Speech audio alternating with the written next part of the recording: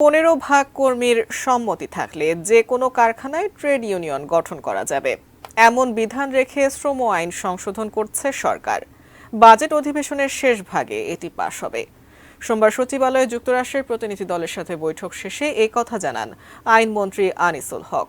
বর্তমানে 3000 বা তার চেয়ে বেশি সংখ্যক কর্মী আছে এমন কারখানায় ট্রেড ইউনিয়ন করতে 20% শ্রমিকের সম্মতির বিধান রয়েছে।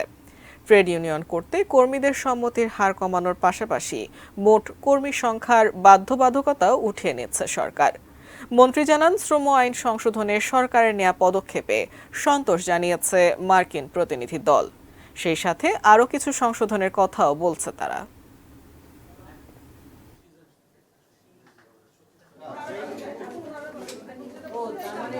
কোনো দেশ কি আমাদেরকে দিবে কি আমাদেরকে দিবে না সেটার উপরে নির্ভর করে আমরা শ্রমিকদের অধিকারের ব্যাপারে চিন্তাভাবনা করব না।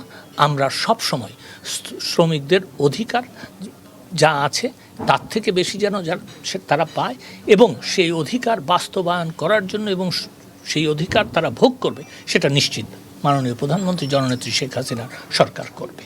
তো এই আলোচনার পরে তারা আমাকে যেটা বলেছেন সেটা হচ্ছে তারা অত্যন্ত সন্তুষ্ট হয়েছেন।